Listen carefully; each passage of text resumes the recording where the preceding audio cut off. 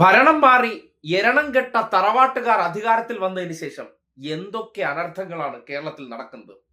ഇത്രയും കാലം പിന്നോക്കക്കാരനായ ഒരാൾ ഈ നാട് ഭരിക്കാനിരുന്നതിന്റെ എല്ലാ പ്രശ്നങ്ങളും ഉണ്ടായിരുന്നു. എരണക്കേടും എല്ലാ പ്രകൃതി ദുരന്തങ്ങളും അതിന്റെ ഭാഗമെന്നായിരുന്നു പ്രചരണം. ഭരണം മാറി, എരണമുള്ളവർ വന്നു. ഇവർക്ക് ഭൂരിപക്ഷം കിട്ടിയ ഇടങ്ങൾ, പ്രത്യേകിച്ച് വയനാട് ജില്ലയിൽ UDFന് വമ്പൻ വിജയം. ആ വയനാട് ജില്ലയിൽ ആ നാടിന്റെ സ്വപ്ന പദ്ധതിയായിട്ടുള്ള തുരങ്കപാതയിലേക്ക് മണ്ണിടിഞ്ഞു വീണത് നിങ്ങൾ കണ്ടു. എരണമുള്ളവർ അധികാരത്തിൽ വന്നാൽ പിന്നെ ഈ നാട്ടിൽ ഒരു പ്രശ്നവുമില്ല. പ്രകൃതി വരെ കടാക്ഷിക്കും, സന്തോഷിക്കും, ദൈവങ്ങളെല്ലാം സംതൃപ്തരാകും.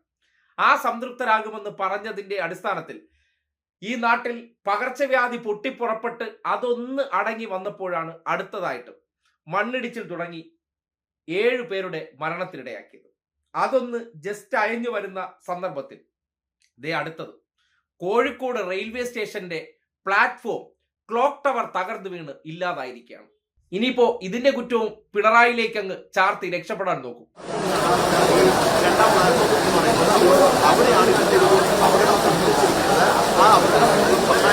എന്നുള്ളതാണ് മനസ്സിലാക്കുന്നത്. എന്തായാലും നിലവിലൊരു സാഹചര്യത്തിൽ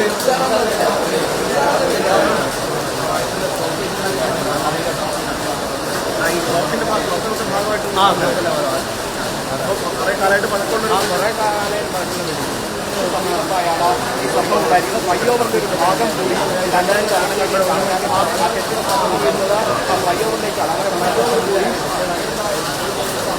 അങ്ങനെ ഈ പെട്ടികളൊക്കെ ഇങ്ങോട്ടേക്ക് കാണാം. അത്തരത്തിൽ TCUകാരുടെയും അതോടൊപ്പം തന്നെ മറ്റ് ഡോക്യുമെന്റുകളൊക്കെ സൂക്ഷിക്കുന്ന മുറികളാണ്.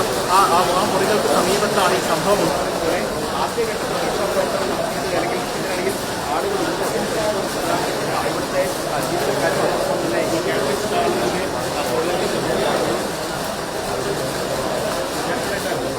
കണ്ടില്ലേ, ബാക്ക് ടു ബാക്ക് ദുരന്തങ്ങൾ ഇങ്ങനെ കേരളത്തിലേക്ക് വരികയാണ്. ഒരു റെയിൽവേ സ്റ്റേഷനിലേക്ക് ക്ലോക്ക് ടവർ തകർന്നു വീണതിന്റെ ദൃശ്യം ഭാഗ്യം കൊണ്ടാണ് വലിയ ദുരന്തം ഉണ്ടാകാതെ പോയത്. അല്ലെങ്കിൽ ആ നാട്ടിലെ ജനങ്ങളുടെ ആയുർബലം കൊണ്ട് ഒന്നും സംഭവിച്ചില്ല.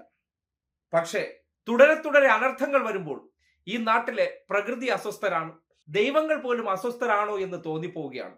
ഇത്രയും ഭക്തരായിട്ടുള്ളവർ ഭരിക്കാൻ വരുമ്പോൾ ദൈനംദിനം ക്ഷേത്രങ്ങളായ ക്ഷേത്രങ്ങൾ, പള്ളികൾ, തുലാഭാരങ്ങൾ ഇതൊക്കെ കൊണ്ടുപിടിച്ച് അരങ്ങേറുന്നുമുണ്ട്.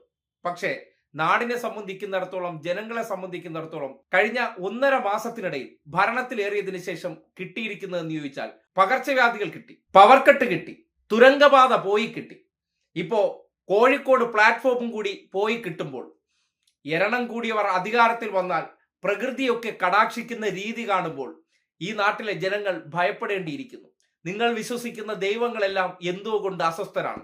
കേരളത്തിൽ വടശ്ശേരി ദാമോദര മേനോന്റെ മകൻ അധികാരത്തിലേറിയതിനു ശേഷം ഈ നാടിന് എന്തൊക്കെയോ സംഭവിച്ചിരിക്കുകയാണ്. അതിന്റെ ഭാഗമായിട്ടാണ് ഇങ്ങനെ ഓരോരോ ദുരന്തങ്ങൾ തുടരെ വരുന്നത്. വലുതെന്തെങ്കിലും വരാനുണ്ടോ എന്ന് ആശങ്കപ്പെടേണ്ടിയിരിക്കുന്നു. എല്ലാവരും കൂടി ദൈവത്തിന്റെ സ്വന്തം ആളും ഭക്തനുമായിട്ടുള്ള വ്യക്തിയെ കയറ്റി ഇരുത്തിയപ്പോ തുടക്കത്തിലെ ഈ അവസ്ഥയാണെങ്കിൽ 5 വർഷം കഴിയുമ്പോൾ കേരളം ഉണ്ടാകുമോ എന്ന് ആശങ്കപ്പെടേണ്ട അവസ്ഥ.